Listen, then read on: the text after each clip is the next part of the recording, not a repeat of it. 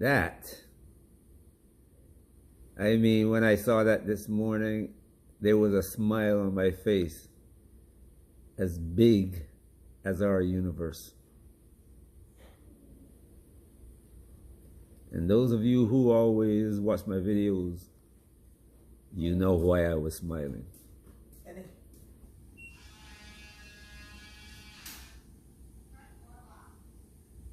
Africa, rich in critical resources, is fast becoming the Gulf's next big investment destination.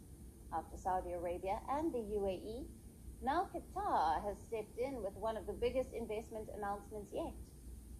Qatar has unveiled a massive $103 billion investment plan across 6 African countries. The package signals how Africa is becoming a critical arena in global competition for minerals and markets. It's a big chance for all the entrepreneurs, all the startups around the world to allocate here in Qatar. We have a very advanced education system. We just announced $1 billion allocation of startups to invest in venture capital. Qatar is the only country where you have 5 legal frameworks to establish your businesses. There is Ministry of Commerce, Qatar Financial Center, Qatar Science Technology Park, Free Zones Authority, and there is Media City. The talent and the diversity in Qatar is, as soon as there's example, you can hire anyone from anywhere in the world and they can come here. Listen carefully, because what I am about to tell you is the kind of story that makes superpowers lose sleep. Imagine waking up one morning in Washington, D.C., and discovering that the very continent you've been exploiting for decades has just signed a $103 billion deal not with you, not with Europe, but with Qatar. And that deal is rewriting the entire global balance of power. This is not just business. This is a declaration of independence.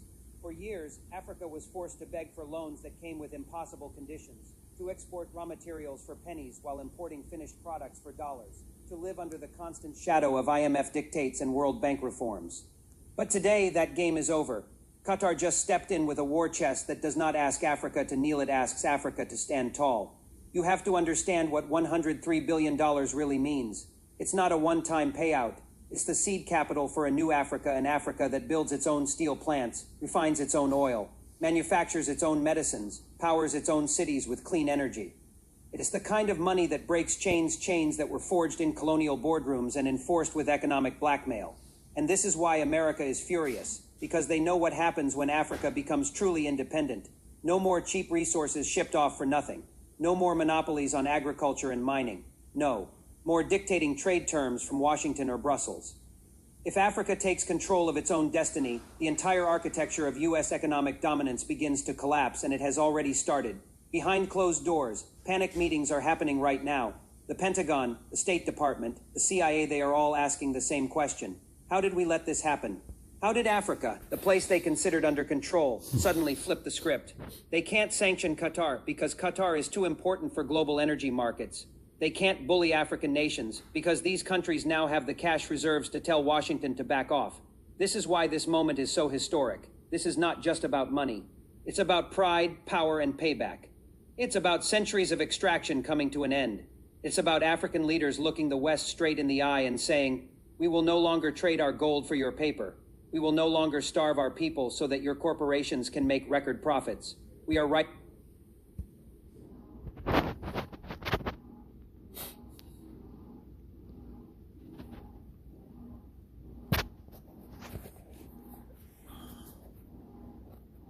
Okay, when you saw what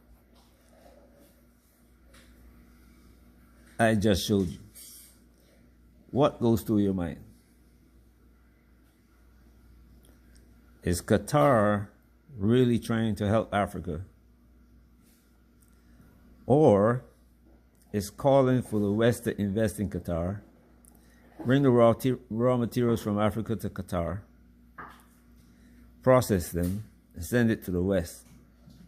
Because remember now, the West is not getting raw materials to make their weapons with. China's cut that off.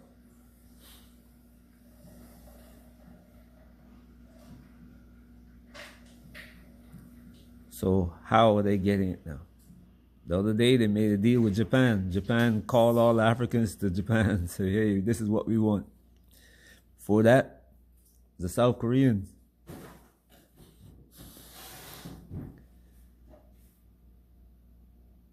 So everybody is going the back door. And the poor Africans don't realize what's going on. African leaders just looking at the money that he's going to get.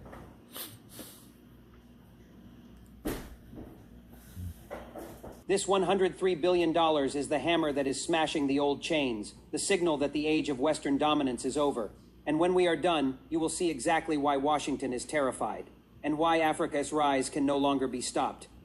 The world has been turned upside down overnight, and Washington does not know whether to panic or to pretend that nothing is happening in a move that has sent shockwaves through every financial district from Wall Street to London. Qatar has just announced a record-shattering $103 billion investment package across Africa, a single deal so big, so transformational, that it threatens to rewrite the global balance of power. Now I would urge you not to believe what you just heard said.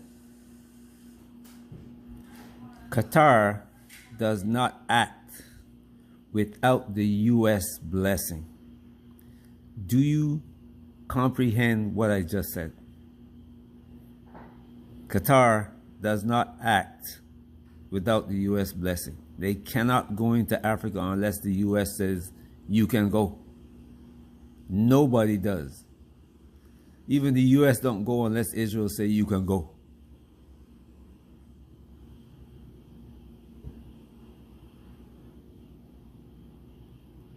So what's going on? How many Africans do you think comprehend what is going on? How many African leaders will ask themselves, why is Qatar coming here? Qatar, Saudi, UAE, they don't invest Turkey either in Africa. They build mosques to teach Africans Arabic. That's it. They buy land, grow food, export the food, not to feed the Africans, to export. Even Israel owns land in Africa.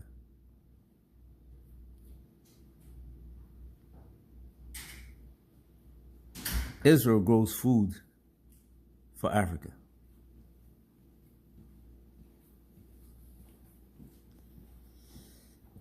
Anyway, like I said in the beginning of the video, when I saw that this morning, I couldn't help but laugh. It was so funny for me. Hope you enjoying your day. Hope you see what's going on. Keep an eye on what's going on. Peace. That is the number Qatar just pledged to Africa. Enough to rival the GDP of entire nations, enough to redraw the economic map of a continent. But money is never just money. It carries power, it writes rules, it decides futures. Is this the dawn of Africa's sovereignty, or the start of a new dependency wrapped in gold? When a single signature can outweigh decades of struggle. The question is not what Africa will gain. The real question is, who will truly own tomorrow? Qatar's $103 billion Africa investment drive is not evenly spread, but carefully carved. 21 billion flows to the Democratic Republic of Congo, targeting cobalt and lithium. 20 billion goes to Mozambique, tied to gas and agriculture. Zambia and Zimbabwe each receive 19 billion. A mix of oil and minerals. Burundi is promised 12 billion for power and farming. And then, Botswana. $12 billion for a country whose GDP barely reaches 20 billion a year. The largest foreign capital commitment in its history, a deal announced by President Duma Gideon Boko, and described as nothing less than a master plan. Which raises the question, why Botswana? And why now? They used to say Botswana was blessed by the gods. Beneath its soil lay diamonds so pure that they built a nation's pride. For decades, these stones glittered on the crowns of monarchs, in the vaults of bankers, and on the fingers of the world's wealthy. But for Botswana, this blessing slowly turned into a curse. Diamonds became not just its lifeline but its prison. 80% of its export earnings were chained to one single luxury. When the global market stumbled, Botswana stumbled with it. In 2024, that stumble became a fall. A collapse in global demand for diamonds slashed export revenues, shrank government budgets, and exposed just how fragile the economy really was. Cuts in social programs followed. Schools faced shortages. Hospitals struggled with supplies. For ordinary citizens, the myth of diamonds as an endless fountain of wealth vanished overnight. As I watch this, I can tell you something here. Botswana's got a bigger problem than the diamonds. And it involves the diamonds also. China is now producing diamonds at the rate, or almost the rate, at which Botswana can produce diamonds. And Chinese diamonds are of a quality of Botswana. And whereas before, diamonds that were taken from the ground were used in commercial, listen to me now, commercially, man-made diamonds from China are now taking its place.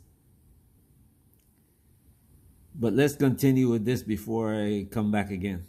President Duma Gideon Boko stood at a crossroads. He could double down on diamonds, praying the market would bounce back. Or he could take a gamble bigger than anything Botswana had ever attempted, diversification powered by foreign capital. That gamble came in the form of Qatar's Al Mansour Holdings. For you who listen to my videos, watch my videos, I would like you to go and check out this Al Mansour Holdings. Al Mansour Holdings. You will learn something. Small nation of barely 2.5 million people, this was the moment history bent in their direction, or broke them. The deal promised something Botswana had chased for years but never secured, to move beyond selling raw diamonds. Local refinement and processing plants would be built. Jobs would shift from menial extraction to skilled craftsmanship. For once, Botswana might keep the shine of its diamonds instead of shipping it abroad. But diamonds were just the beginning. The agreement pledged billions for roads, digital networks, and transport hubs. Energy projects aimed to free the nation from imported electricity. Agriculture would be modernized with irrigation and mechanization, carrying the bold dream of turning Botswana from a net importer into a food producer. Tourism, already a pillar through luxury safaris, would be expanded with eco-lodges and cultural sites. And then came the unexpected chapters, cybersecurity and defense. Few had seen that coming. But the government justified it as future-proofing sovereignty. The vision painted was dazzling. A nation no longer hostage to global luxury markets, but a diversified hub at the heart of southern Africa. Yet beneath the promises, questions multiplied. Would the jobs truly go to Botswana citizens, or would they be filled by imported labor and consultants? Would local farmers actually benefit from modernized agriculture, or would contracts be captured by foreign agribusiness giants? And when it came to defense and cybersecurity, who would own the codes, the systems, the keys? Was this really Botswana's sovereignty being strengthened, or was sovereignty being outsourced to Qatar's vaults? The questions that were just asked, do you have answers for these questions? I do. Botswana will not have control over its own economy. And you can look at the West for that.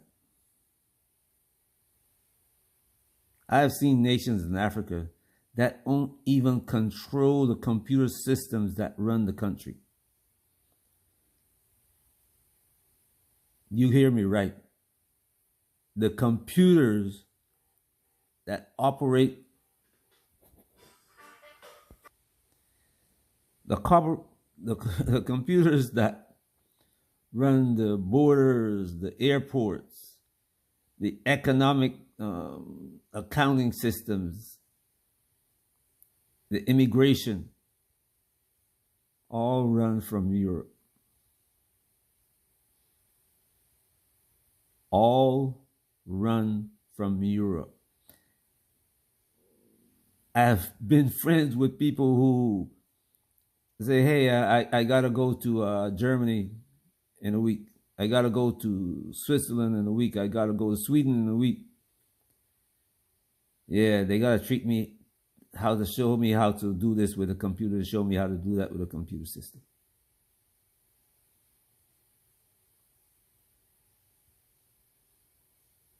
Now, just think about that. The British run the Kenyan's army and police, secret police, all operated. The British do it. The British are on the ground in Kenya.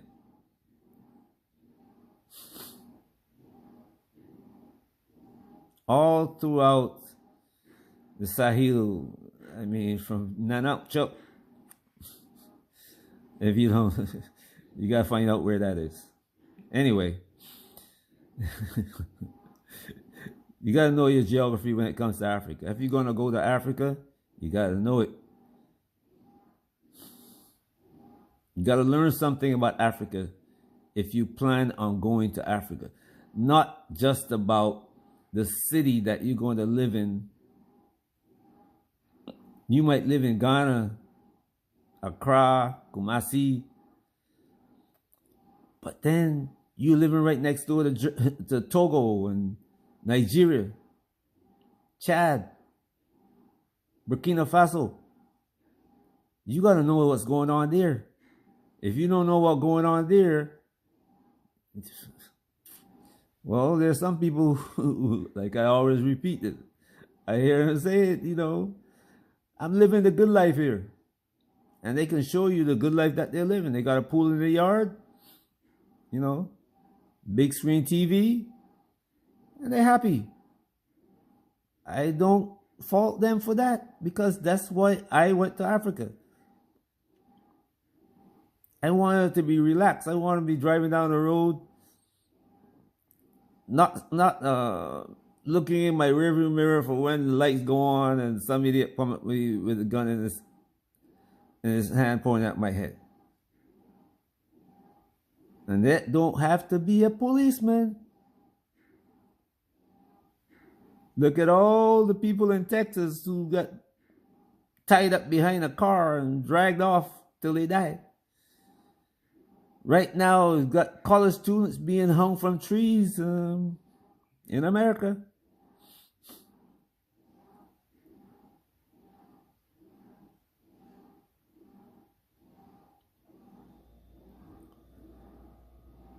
So I don't fault them for being happy the way they want to be happy. What I am saying is you better look at your future and see that Africa is changing.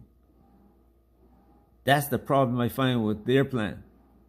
Unless they plan on moving out of Africa when things go bad, hopefully they'll make it to the airport.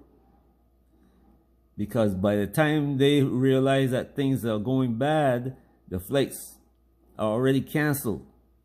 All of them operated by US or European airlines now. How are you going to get out? How are you going to get out of Africa? Africa has no airlines going nowhere. When I say no airlines, I shouldn't say that. Because, well, even Ethiopia, Qatar owns a piece of that, a big chunk of that. You know? Yeah. Kenyan Airways, same thing. Not independent.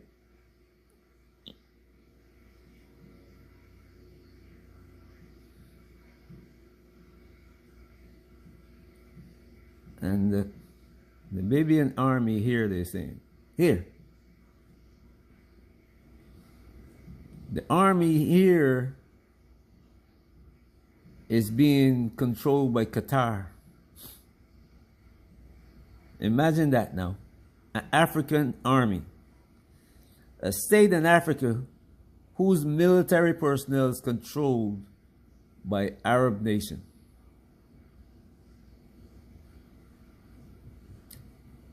Told you the Arabs can't do anything against Israel unless they got Africans. You see where this thing is going. That money didn't come without strings attached. Africa looks like it's going to pay a heavy price for it. Peace.